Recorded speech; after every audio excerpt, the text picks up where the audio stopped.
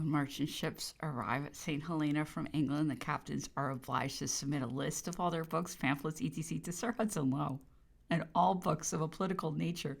are specifically required to be sent to him before they are permitted to expose them for sale.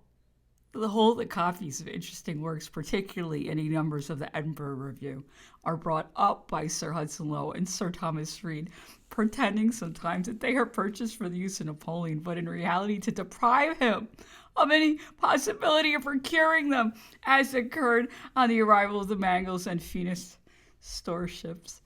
on the 6th and 7th of June, 1818. They are in a similar manner, and for the same reasons, compelled to deliver to the governor or his agents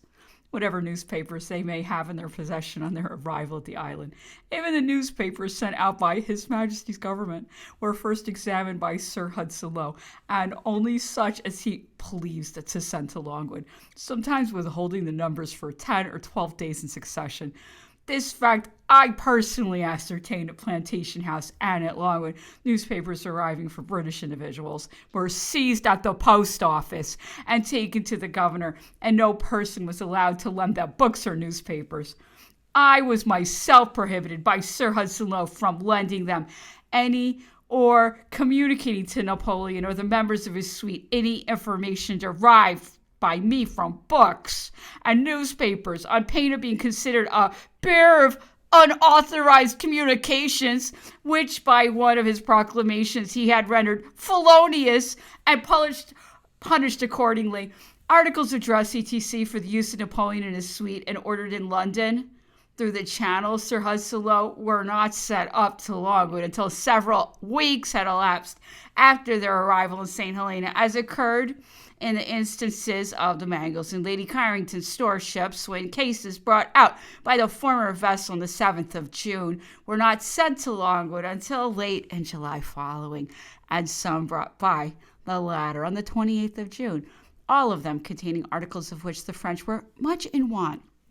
Not until the 30th of July, notwithstanding that frequent applications had been made to get them sent up, the workmen sent out by His Majesty's government for Longwood were taken away before they half finished their work for the accommodation of Sir Hudson Lowe, Sir Thomas Reed, all of which he obliged me to send forthwith to his own house, where they have been since detained.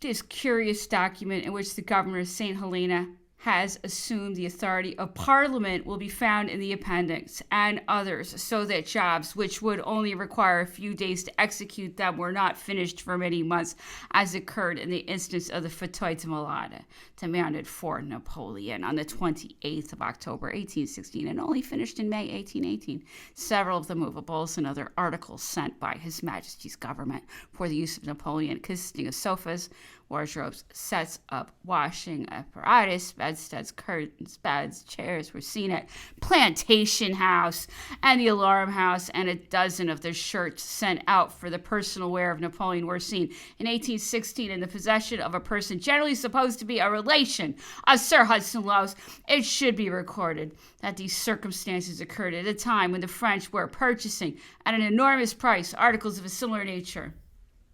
The eagerness with which every opportunity of depriving Napoleon of any object which might tend to beguile the hours of his imprisonment is seized may be conceived by the perusal of the following fact. Napoleon, during his illness, occasionally solaced himself by looking through a spyglass out of the windows of his room, being desirous of preserving uninjured the telescope which had been his companion at the battles of Austerlitz, Jena, Friedland, Wagram, etc. In order to bequeath it to his son, he desired me to purchase the best glass I could procure for him. As soon as the storeships, which were daily expected, arrived from England in June 1818, I saw a very handsome brass one, mounted upon a stand, and consequently well adapted for the use of an invalid, at a shop which had been opened a few days before by Captain Thompson of the storeship Phoenix. I examined it and told the proprietor that I would purchase it, provided it was approved of at Longwood. Upon my return there,